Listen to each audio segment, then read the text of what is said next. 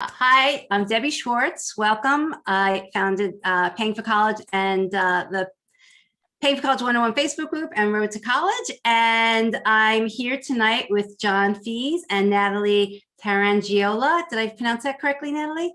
Close enough, Tarangiola. Okay, oh, sorry, Tarangiola from GradGuard. And we're going to talk tonight about all the different things you need to be thinking about to protect this important investment that you're about to make, which is sending your kid to college and paying for it. And let me just give you some housekeeping before we really get started. This is set up as a meeting. So in theory, you all could unmute yourself. You could, talk, which is fine. I actually love that when people do it. But if you don't have anything to say, if you can keep yourself muted, that's really helpful so we don't hear background noises. This is recorded. And so tomorrow we send out an email with a link to the recording. And you can ask questions. So ask questions in the chat. In fact, I always love to start off, and I know a lot of people do, tell us where you're from, tell us what grade your student is in. I would imagine that most of the people here tonight have a senior, maybe you even have an existing college student, and you could have somebody younger, but I'd love to know. And great, we've got a few people letting us know, rising college freshmen, it makes complete sense. I feel like the people who are here, this is not the last stop on the train, but I have been with you from the beginning for a lot of stops on the train. This is a little bit towards the end before, everybody sends their kids off to college, but it's an important last conversation to have. And I'm glad that John and Natalie are here tonight to talk about it, because a lot of people don't think about the things that we're going to talk about tonight. So great. Oh gosh, people, a lot of rising college freshmen all over the place. Redding, California, New Hampshire, Seattle, Washington, New York. Great. Well, okay. So welcome. We will get started. I know some of you did send in a few questions. We will get to it, but please, as we go along, please put questions in the chat. So welcome, John and Natalie. And I have to tell everybody, I do know John from a long ways back before even getting into this space. And so it's great to talk to people that, from like different parts of life.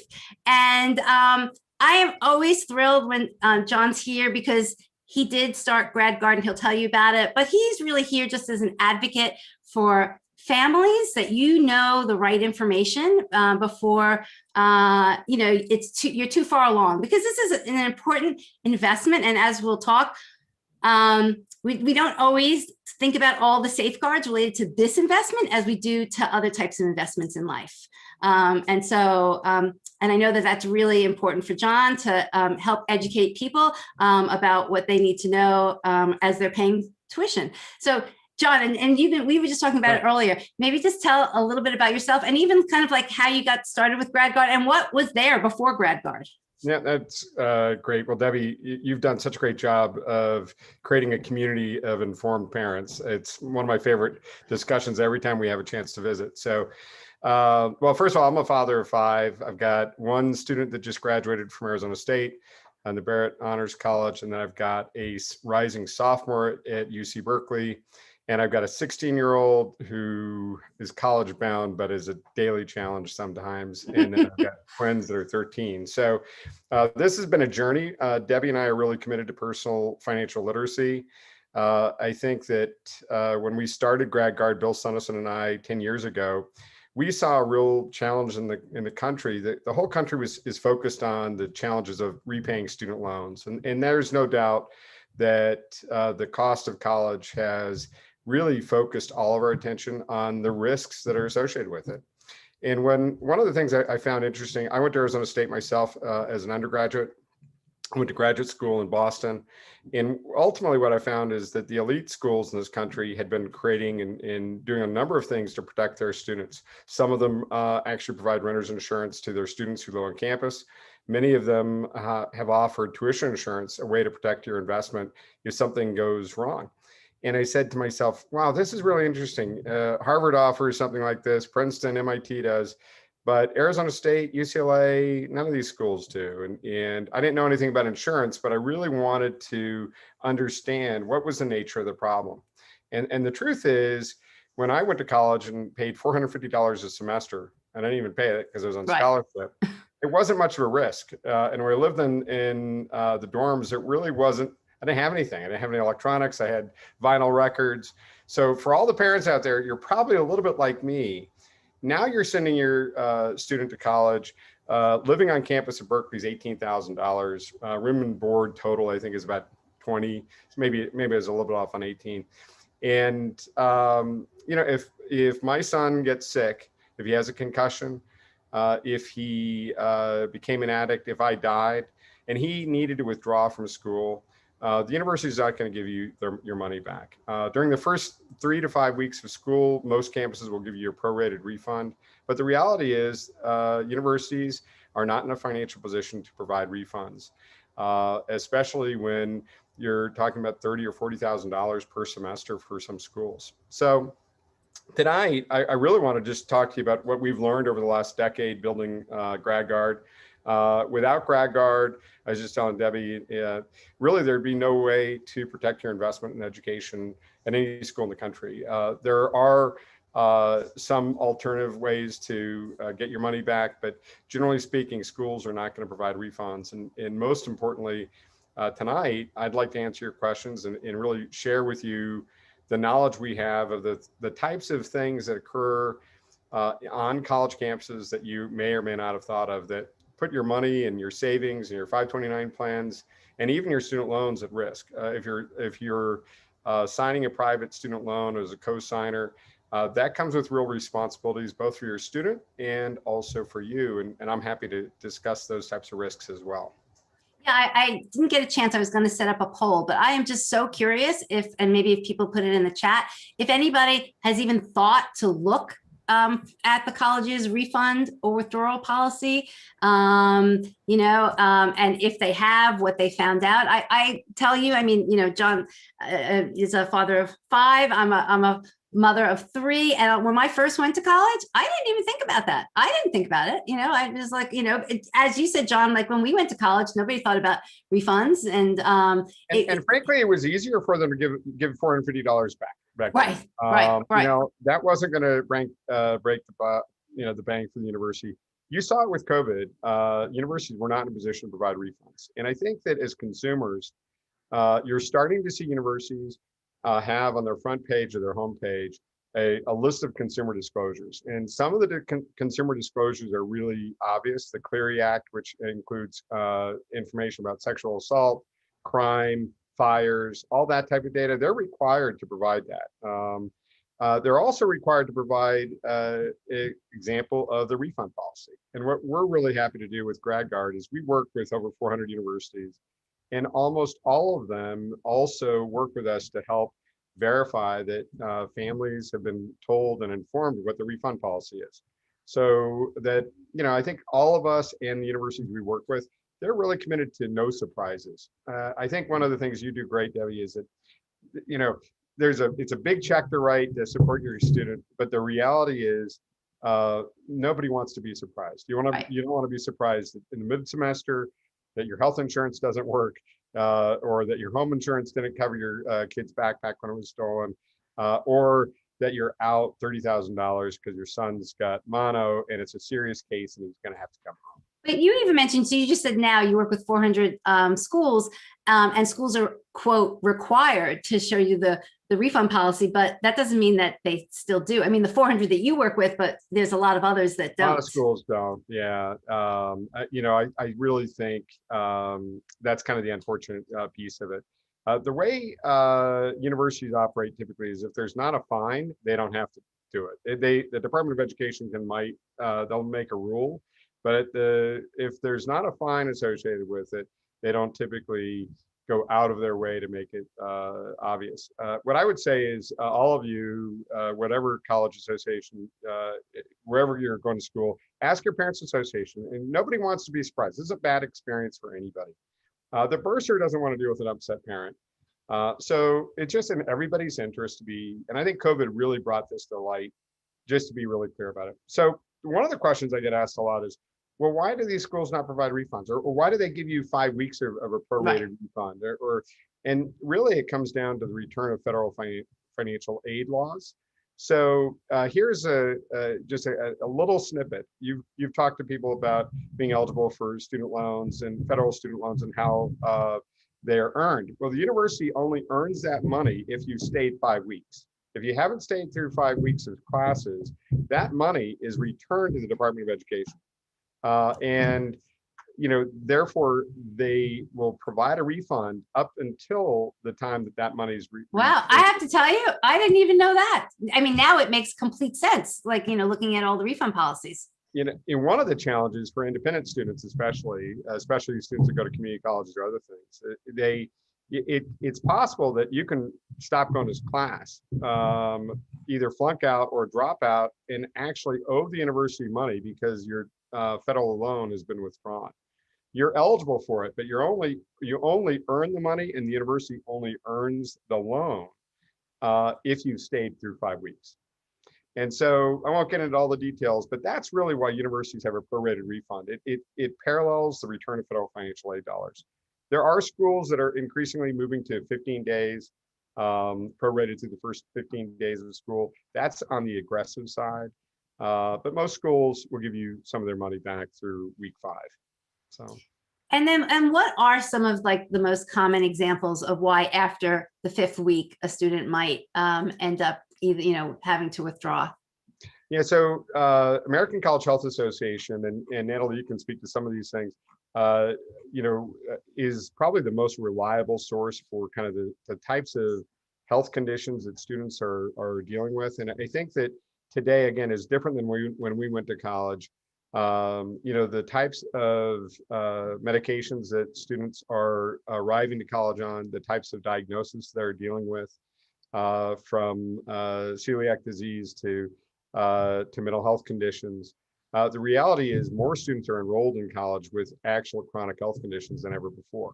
So there's a group of chronic health conditions that if you have any of those vulnerabilities, I highly recommend, and I would encourage all of you to speak to your friends that have kids as well. If you have vulnerabilities, you really need to consider how you protect yourself. Now, the other common ones, my favorite is to mention mono. For the last decade, 2% of college kids get mono a year. That's about 3 times the national average of any other population, right? We can all imagine why. A very social time in college, there's no doubt about it. But 2% of 8 million students is a lot. 3% of students have a concussion, report having a concussion. And again, it's about 10% that find that concussion so severe that they really are going to struggle to go through midterms or complete the semester. And so when you total the flu, mono, concussions, and there's one other one. There's 4 major conditions that actually total, if you look at it, about 100,000 students withdraw probably a year for legitimate medical reasons. Now, that doesn't even include mental health. It doesn't include COVID, both of which we cover as well. It also doesn't address kind of the addiction issues that are facing students. And all of those are legitimate reasons why a student might need to leave school early, or as we like to say, they're forced to leave school. Really, they may want to complete the semester, and you as a parent that's paid for the semester certainly would want them to. But the truth is, we've all dealt with our children at different times, and we know our children. And at the end of the day, what we want to do as parents is focus on the well-being of our students instead of the financial exposure we might face. And that's what I feel best about with what GradGuard does, is we really just help families focus on the well-being of their students and basically get a do-over financially if something unfortunate happens.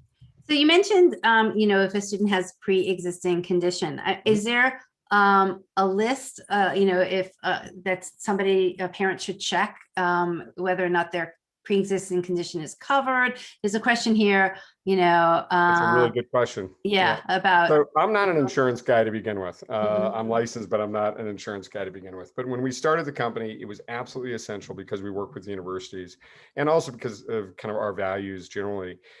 There can't be any gotchas. There can't be any surprises. It can't just be in the small print. But insurance is a highly regulated product. It's filed in all 50 states. And so it does come down to the specific language. And what we know about pre-existing conditions is that, and what we recommend is if you're well enough to start school, then the coverage will be enforced.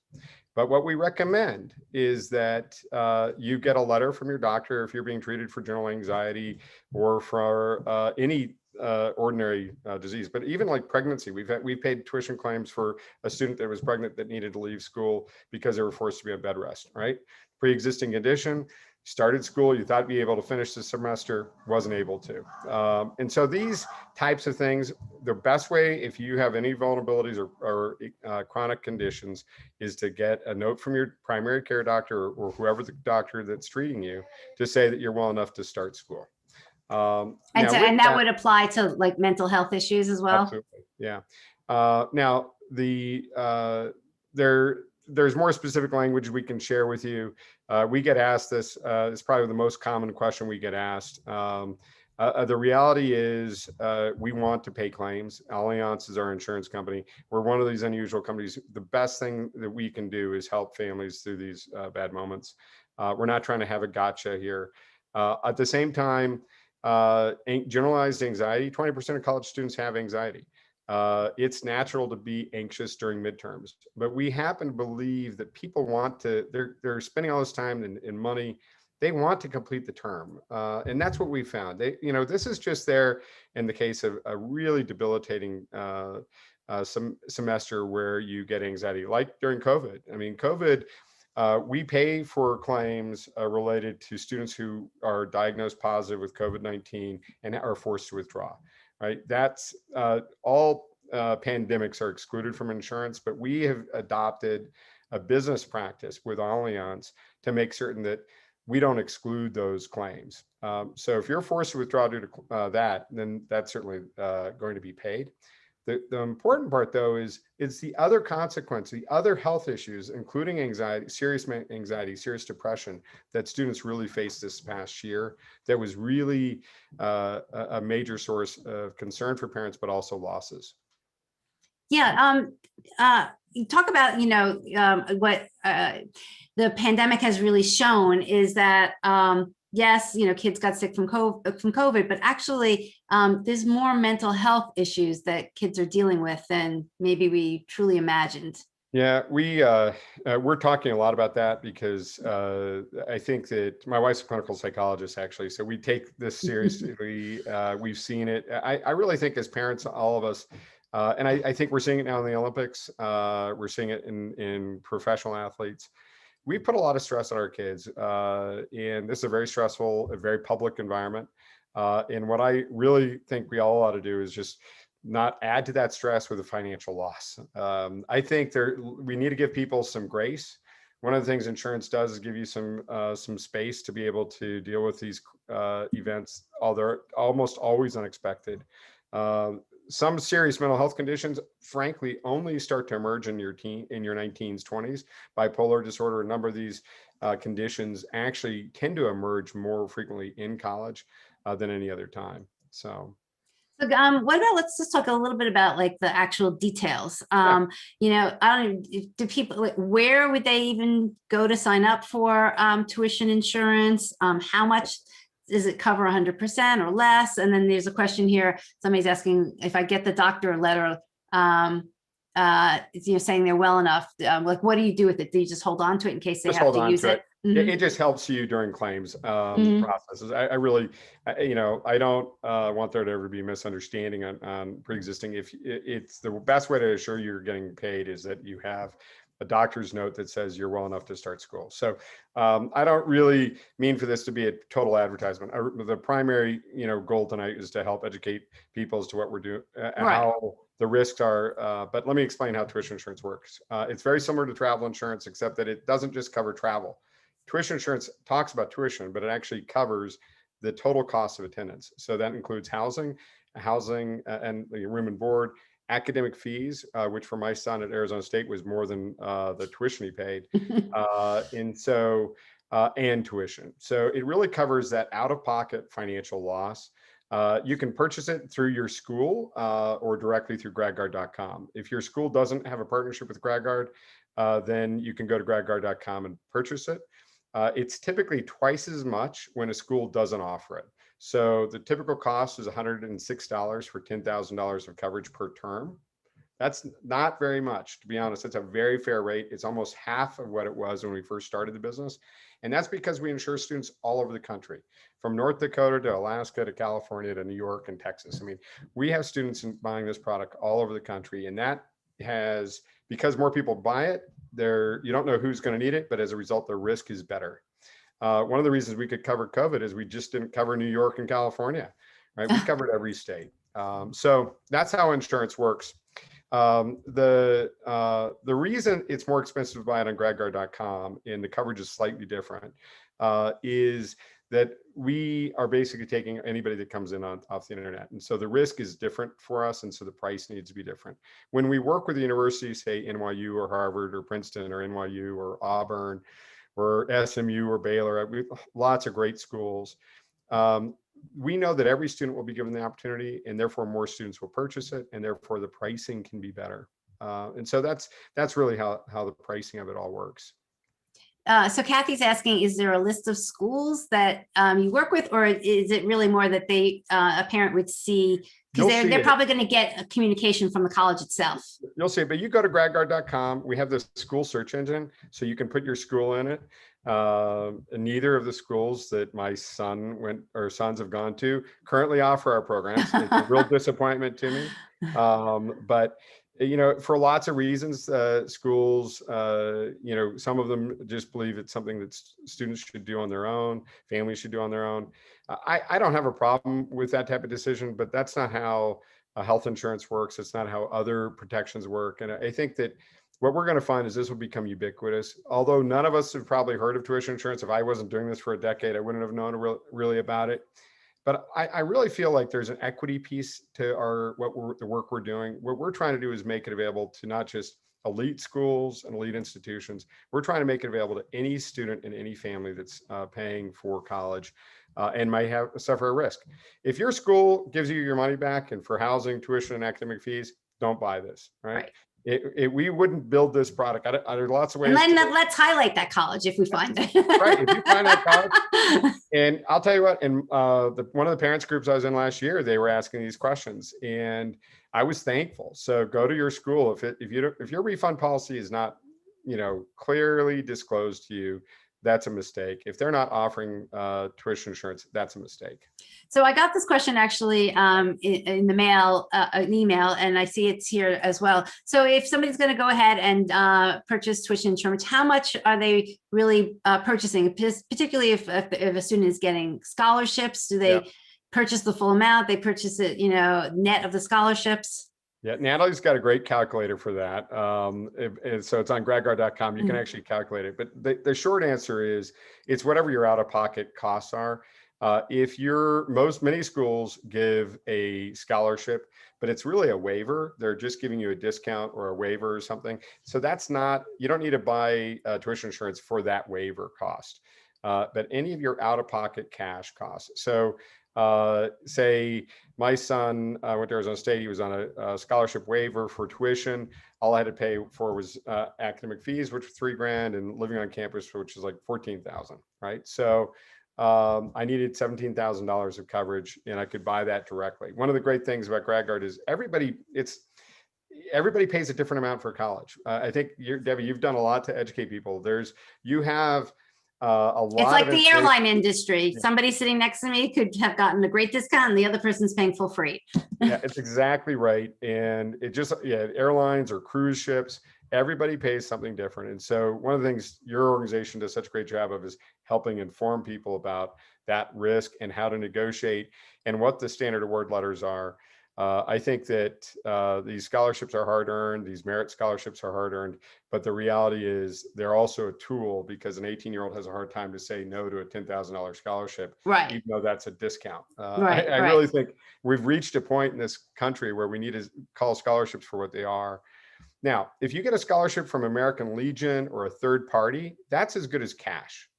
And if you're taking money from the federal government or for a PLUS loan, that's as good as cash. You have to repay that. So you definitely want to cover that amount of financial risk that you have. Right. So I was going to actually highlight that to talk about if your student is taking federal loans, if you're taking the Parent Plus loan, if you're taking a private loan and something happens and your student has to withdraw, you're still going to be, on the hook for that money. Yeah, absolutely. Yeah, and so the other element of private student loans is that if you're a guarantor on those loans, you really need to consider purchasing term life insurance on your child. We don't sell life insurance, but it's really inexpensive. I highly recommend you just get it, even if you don't keep it for long term. At least while you're responsible for those loans, you should be buying a $100,000 policy or $200,000 policy for your kids. It's such an inexpensive thing to buy. So let's just also talk about a little bit. And I know, this is coming up with all of the things that are happening in the news recently about, variants and related to COVID. And I cross our fingers that, the kids will start in the fall in person on campus, but sounds like potentially, who knows if there's a risk again of something changing, if they have to go virtual again. That it would be unfortunate, but that doesn't necessarily mean it's they've lost the ability to go to school. Yeah, so there are three elements of that I think are important. First of all, we don't tuition insurance does not pay for the loss in the quality that might result from the medium that education is delivered in. And so it's unfortunate, but as long as you're earning credits, you haven't suffered a financial loss. You may have suffered a qualitative difference, and I certainly have. I've seen it with my own children.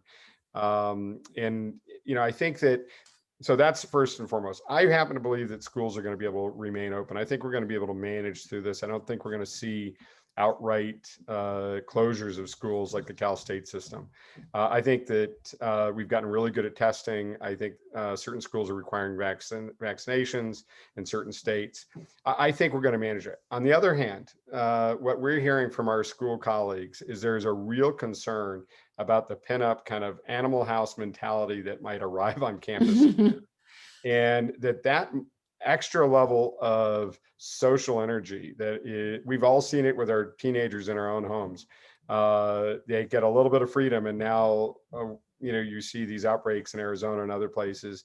And I think that we're going to see some of that, and it's going to create some more risk. And it's certainly this variant hits people differently, even the vaccinated students. Yeah. My own son, who was a senior at ASU last year, he got COVID. He was down for 3 or 4 days, but it didn't disrupt his whole semester. That's good. He only had a couple of friends that really got very, very sick. So I can't really say it, but what I want to do is, if you have $30,000 invested, this is when you're thankful to have spent $300 on a tuition insurance policy to say, don't worry about it. Let's get you well. Let's do whatever you need to do to be in a good place to finish the semester. And ultimately, Natalie she does a great job of interviewing a lot of the people we pay claims to. And we really want to make certain that they're satisfied. And she just spoke to somebody, I forget if it was Virginia Commonwealth, Natalie, or what school, but the great thing is we want them to go back. Right. Mm-hmm. What school is that now? Yeah. And so one of them this is a great story. So I handle marketing at GradGuard. My name's Natalie, and I personally speak to members who have withdrawn or they just bought a policy just to see, what were the reasonings behind this? Sometimes they're very personal and you don't have to share that, but sometimes people are really open to talking about their experience. And especially now with mental health really highlighted right now, especially with the Olympics, like you mentioned, John, we're working with some members, and this student was going to the University of Richmond, out-of-state student, so paying quite a bit for tuition, as you can imagine. And she entered with a pre-existing condition. She struggled with anxiety, depression in high school, and her mom bought her tuition insurance policy. And, last year was really tough. So to no real surprise or anybody's fault, things kind of came to a head. It was pretty controlled, but when things started to take a turn for the worse, things were evaluated. It was best to withdraw. And she filed a claim, and that family was repaid $25,000. Wow. The entirety of what they had insured with us. And now she's going back to school in the fall. She starts in just a few weeks. So she's on the mend. That time that she was able to recover really sets her up for more success. And without GradGuard, a lot of students and parents tell me that decision to leave really is possible when they have GradGuard. Right. And can you imagine just the flip side if they didn't have the insurance, and either A, they would be pushing to keep the kid, the student in school to finish, or B, I don't really know that many families that can, comfortably lose, whatever, $20,000 or $30,000. Yeah, who can? And you want to put your child's interests first. And of course, this is a really individual decision that comes to terms, but the students say, they could not bear to think of what would happen if they were the cause of that to their parents. They already feel terrible. They're not in a good mental place, and to put that on them as well. So it's just really amazing to be able to hear her story, and she hopes to help other people with that. So it's great. I saw a question there, Debbie. Somebody asked, why are coverages different? And different versus school versus GradGuard.com. It's all because of the risk. I think she's also asking, I don't know if this is the case, is it coverage different at different schools that may have GradGuard? It is, the coverage is the same. It's called the tuition protection plan. So the features that are contained, so we cover 100% of mental health conditions and ordinary illnesses. So we treat them both the same. We require a physician or licensed mental health professional to verify that. So the coverages are the same. The price might be a little bit different depending on how the school implements the program. So if the school integrates it with the billing process so that every student can easily purchase it, that's the lowest, most affordable way to buy it. There are other schools that don't really want to do that, and they basically, as a result, have lower participation rates. And so the rate is slightly higher. Sometimes it's a 1.25, so it's $125 versus $106. And we have a couple schools that are basically very, very passive about it, but it's still less expensive than going directly to GradGuard. I'm thankful that we can offer at any price on GradGuard.com. Basically, we're inviting people that are risky without the rest of the students ever knowing about our product. And so that's a hard thing to do, and it's a very hard thing to price right. The insurance company, Allianz, world's largest insurance company, they're not in the business of losing money, but they are. We're committed to is making certain that all 8 million undergraduate students have the opportunity to enroll and protect themselves.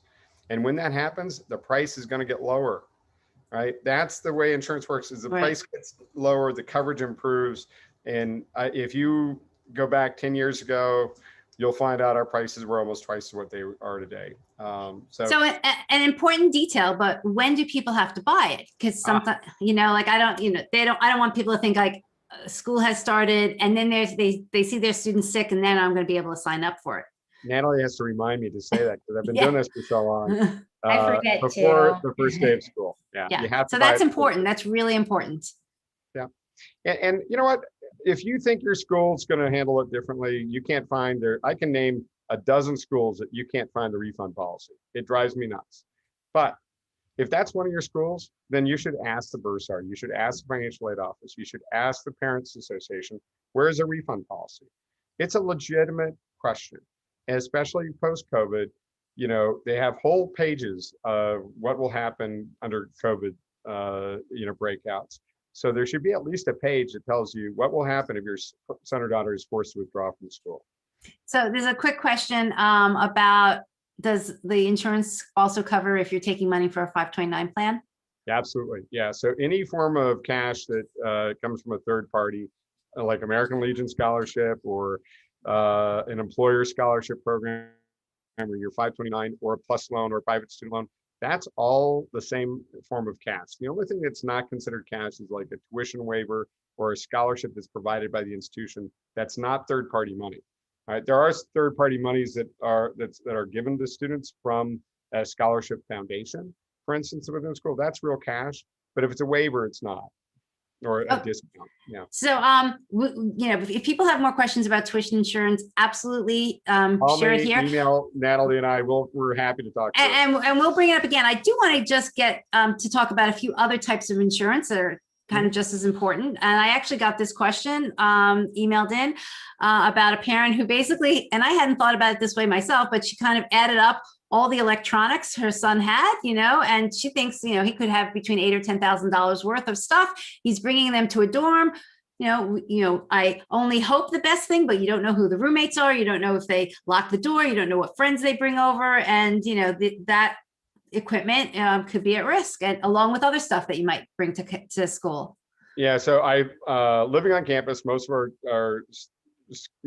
are required to live on campus these days. And so that requirement by schools, though, exposes all of us and all of our students' electronics and their personal property to real problems. So we've got some great testimonials. Natalie can tell you about a couple in a minute. They're YouTube interviews with these students. One was, and I'll let you talk about the slime one, Natalie, and a couple others in a second. But here's the thing. You might hear from your insurance agent, or you might hear from somebody at a university housing office, oh, don't worry, your homeowner's insurance will cover that. Don't rely on homeowner's insurance. That's my number one advice to people. For $15 or less a month, you can purchase a renter's insurance policy that will not affect your student's insurability in the future, will not affect your rates, will not be subject to a $1,000 deductible, which most homeowners insurance policies are, and will replace your stolen backpack. A stolen backpack is typically about $3,000. It includes an iPad, a computer, and the books are the $300 and $400 books. That's the thing people don't realize. And all of that can be sold on the secondary market to feed a drug addict or to feed any number of other problems. And students are much more vulnerable to that. And theft on campus is a big deal. We've got a bunch of data on the FBI things. Let me give one other issue, though. There are 2,000 fires reported every year in college student housing. There are 3 million students who live on college campuses. 2,000 fires, well, that's not a big deal. Well, fortunately, after the Seton Hall fire, that really was a tragedy 20 years ago, almost every university has installed fire suppression systems. And so when that soccer ball or that fire happens, or it could just be smoke. It doesn't even happen to be an actual fire. Popcorn. Yeah, that's what I mean. Popcorn that has been neglected. The sprinklers go off, and our typical liability claim is $60,000. And so, and why is that? It's all the electronics that are ruined. And again, my vinyl records were not going to be at risk at Arizona State. Right. But I didn't even, we didn't own computers back then. So right. I really think it's the easiest purchase to make. GradGuard works with schools directly. We make it easy, but you can also buy it at GradGuard.com. The key about renter's insurance and what we designed, it's the only program designed in the country for students. There's lots of good places to buy renter's insurance. So my big thing is just get it. But there are gotchas, and the classic gotcha is the deductible is not set at $100. They're typically set at $250 or $500. And so that doesn't cover your bike that's an inexpensive bike. The second thing is they almost always have electronics limitations. So Lemonade, which is a pretty popular company right now, they have electronics restrictions. So you can only typically, on a typical policy, it's $1,500 of electronics that they'll pay for. We don't have that. Again, we work with universities. We want to get people to get a do-over if something bad happens. So. And what about renter's insurance for off-campus living? Absolutely. Many of the off-campus housing companies require it. They often offer their own program. I would be careful to make certain that it covers contents. Many of the student liability programs that are out there only cover the liability of the student. They don't cover for the damages they might cause. They don't cover contents. So my own feeling is renter's insurance is the smartest purchase you can make for typically our typical policy is $13 a month. So that's Natalie, would you tell that story about the slime or either one, whatever? Yeah, there's laundry. There's some crazy testimony. Laundry is a good one. So when I reach out to members who we paid a claim to, sometimes I have no idea what they're going to tell me about. It just says theft or something really simple. And I mean, I spoke to a student who was doing laundry on his dorm room floor during midterms, didn't think much of it, and his laundry was stolen. And so we paid for that. There was also a student who went to spring break. This was right before COVID became a thing. And she got a call from her school saying, there's a pipe burst in your room. You got to come back. So she comes back and everything's covered in water, but it's been a few days. So it's kind of slimy instead. It's just really disgusting. And renter's insurance covered that. And so it's these really unexplainable things that people would never think would happen to them. And it's their parents who bought them a policy, and it was just them being proactive, or they got it and you're really banking on your laptop getting stolen, and that's the only thing you think is going to happen. And of course, it's never that simple. And so it's these really crazy stories that you think would never happen to you. And like John said, we have some on our YouTube page, and that's what we reimburse for. So somebody is asking, if these situations happen, that they report it to the school, should they be reporting it to the school police? Campus police, we need a police report filed for theft. Mysterious disappearance happens, right? That's typically called theft, and it is covered. So that's the classic where the backpack was there when I went to the bathroom at the library, and then it was gone. That's the classic situation. We've had claims for purses and expensive coats. I mean, you can imagine the types of things our students all have. I just think it's a really smart purchase. We've had students file 3 claims in a year. It's shocking, right? But I think that the truth is students are more vulnerable than we all realize. I think it's the first time that they're living on their own. They don't realize. I see it all the time with my own kids. They'll leave. Well, this was when we, before COVID, when we would hang out places, they would leave their laptop and say, I'm just going to the bathroom. Okay, well, that's nice. But you left like important stuff sitting there. And you think you're going to be back quickly, and you might be back quickly, but it only takes a second for somebody to come in and swoop stuff. Yeah, I think Natalie, her experience in visiting the students, and I used to do this, or the people we pay claims to, a lot of these are now on YouTube. And so you can go to our GradGuard channel on YouTube and hear directly. Our position is show, don't sell. We want you to hear the stories. And when you start to when you go to your cocktail parties, your parents association meetings, or different things, you're going to hear these stories. It's just a guaranteed. My one son had 3 bikes stolen in college. I mean, thank God we didn't buy an expensive bike, so. Okay, so there's a few other types of insurance I think is worthwhile talking about. And actually these you guys don't even offer, but I know that you have good tips about it. Talk about health insurance. So this is really important because it's one of those things that can cost you money without realizing it. So many schools implement a student health waiver program where you have to waive off and show that you have insurance equal to the standard that they want you to have. So at UC Berkeley, I have to upload my family policy so that we don't get charged $3,500 for their policy. Now, I think there's good reason why schools offer student health insurance, but if you already have coverage, you definitely don't want to be billed twice for it. That's a certain way to save yourself some money, to make certain you're absolutely not paying twice for health insurance. Now, the other piece on student health and well-being is make certain you know where the student health clinic is.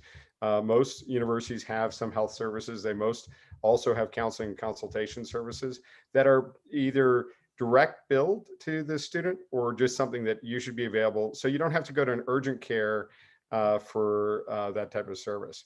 The other thing that's happened with COVID is virtual care. So the on-call Zoom doctor appointments, that's become ubiquitous on college campuses. And that's a really important thing. If it's a feature of your current family health plan, you can save yourself that $100 deductible instead of going to urgent care when your son or daughter is sick. So it's really about well-being of your student, but it's also about being smart about the coverage you're already paying for. So actually, I don't have this that often, but I see that Madeline Gimbel, you've raised your hand. Do you want to unmute and ask a question? Yes. Great. Granddaughter overseas for the summer. Passport's missing. Inside the passport was a SIM card. Is the SIM card covered? So we provide worldwide property coverage. I would think the SIM card is considered property. You just need proof that, and the question is, what's on it? It may have been really valuable. We don't cover what's on Never it. been used, never been Yeah. used. So that should be covered. It's property, and if you have proof of purchase, that's easy to establish. By the way, it's fairly easy to establish proof of ownership of electronics, either through credit card statements. Apple's got a whole database. We actually can tie into some of those services. So yeah, that should be covered under, we have worldwide property coverage. Again, students they travel for spring break, they go overseas, they do study abroad during the summer, just like your granddaughter. That's our policy. There can't be a gotcha for property coverage. I think I'd Drops be her more, iPhone. I would be more concerned, Madeline, about the passport. Yeah. Drops, that's a different story. Drops her iPhone, breaks her iPhone, $1,300. What I wish happens? we don't cover accidents. And Okay. that's what Apple Care is great for. That's just it would drive up the cost. We'd like to provide Oh, it, but it would sure. drive up the cost. So we Okay, basically said, buy your Apple Care from Costco or Apple or wherever you want to buy it from. We're decided to not get into the accident business. thank you. Yeah, thank you. No That's great. problem. Yeah. Go grandparents. I think thank goodness for them. So. Okay.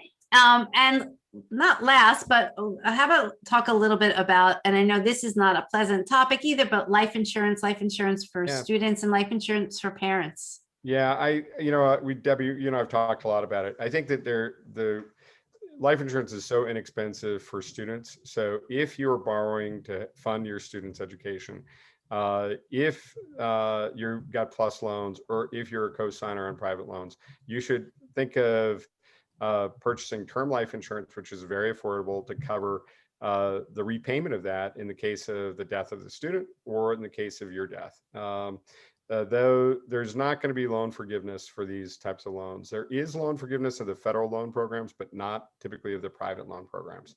So, there are a lot of tragic stories that you just don't want to think about.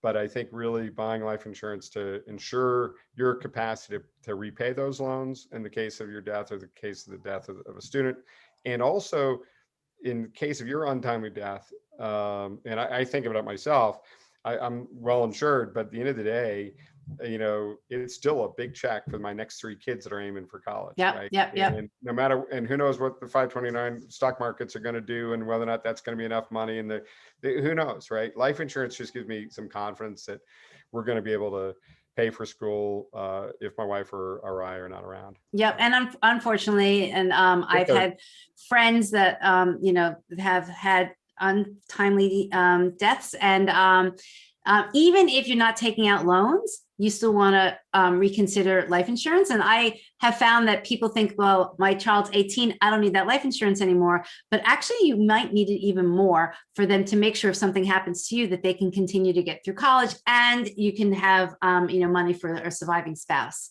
Absolutely. Yeah, I think so the other element is if you've been saving in a 529 plan, whatever that money was you were saving for your 529 plan, you don't necessarily need to keep contributing because you're not going to see a lot of gain probably in the stock market for that asset.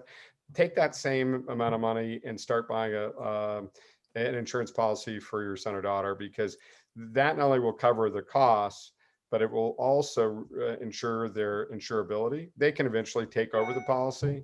But today we have so many chronic health conditions, you don't realize when you're young and healthy is the best time to buy these types of policies. So.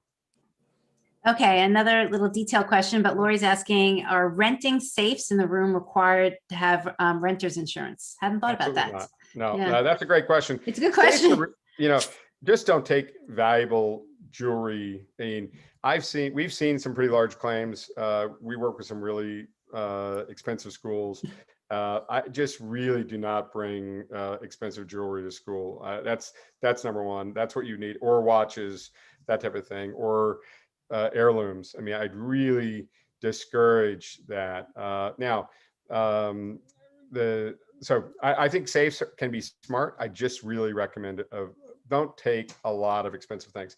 Second piece is take pictures of all the receipts you have. It's so easy. Just put them on your phone, create a little, well, you're going to spend a few $100s, probably. Some people even spend a whole lot more. Just as you get ready to school, take some of those pictures. And my recommendation for renter's insurance is get it to start before you move, in case your stuff during moving day gets stolen. All right. Which is also a very, it happens a happens lot. every year. Yeah. It happens every year. They're just so easy to They leave know, something like that. they're watching, they know that people are moving in. It's hard to keep track of all the items coming and going. Yeah. So.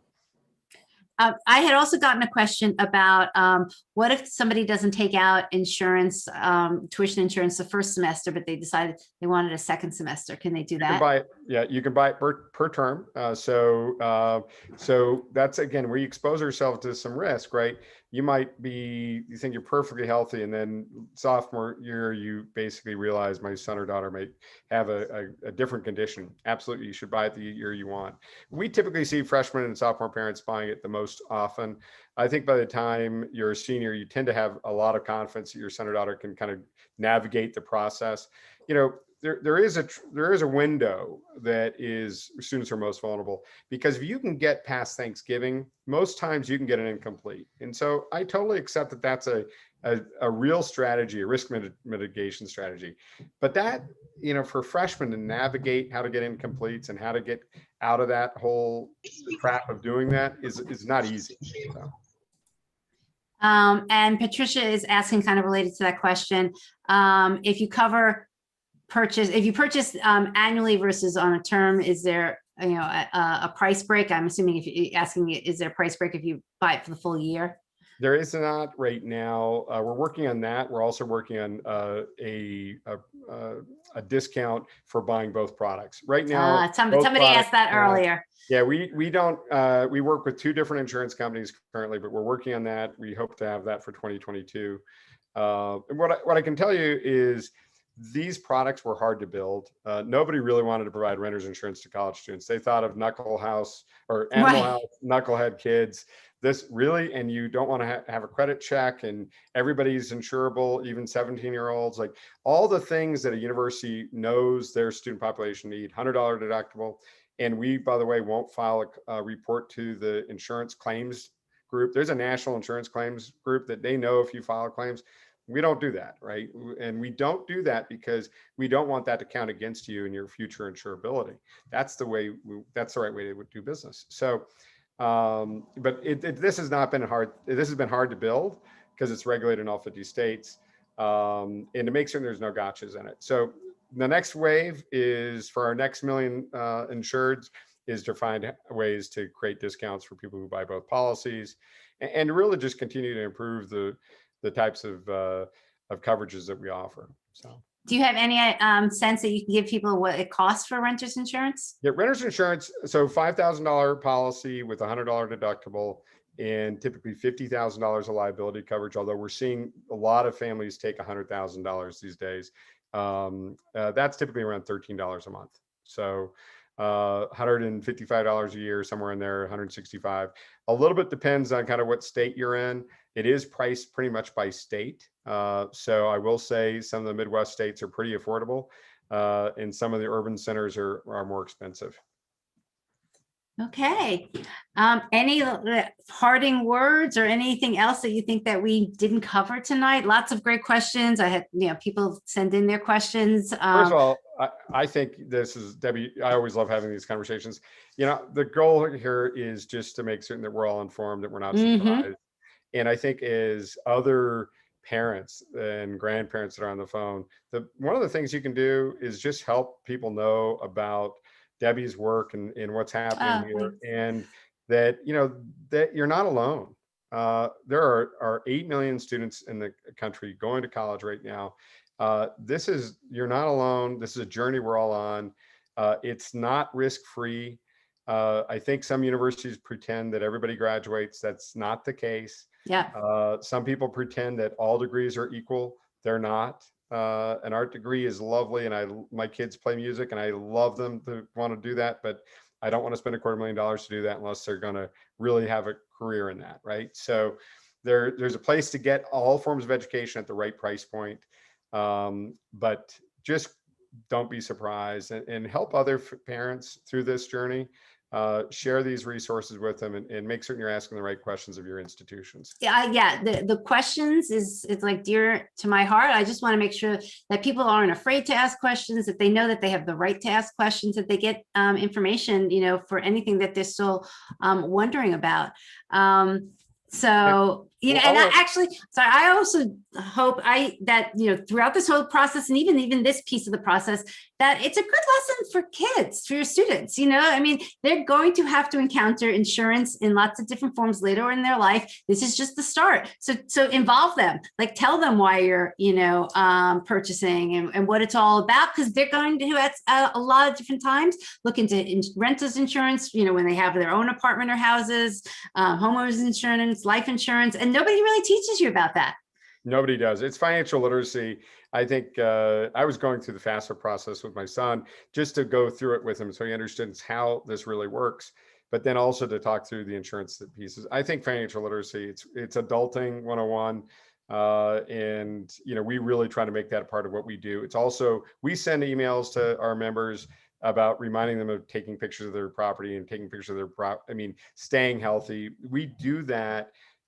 We don't want to just provide insurance. We want to be there if something bad happens, and we want to educate people in the process. So the only thing I'd otherwise ask, visit GradGuard.com, see if your school has a program with us. You'll get preferred pricing. If they don't, ask your school why not.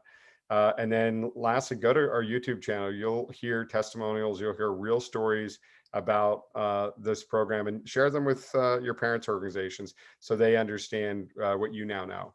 Yeah, absolutely. So I will include that in the email tomorrow. So Wonderful. Open up that email. So you'll have the link to the YouTube channel. There'll be the link to the recording here, link to, we have some charts to just, kind of summarize some of the things that we talked about tonight. And any questions, I saw, Natalie, you put your email in the chat, and we'll also include that. I know that Natalie and John are open to answer anybody's questions. If something comes up or something hits your mind tomorrow, next week, definitely shoot them an email, and I'm sure that they'll be able to help you out.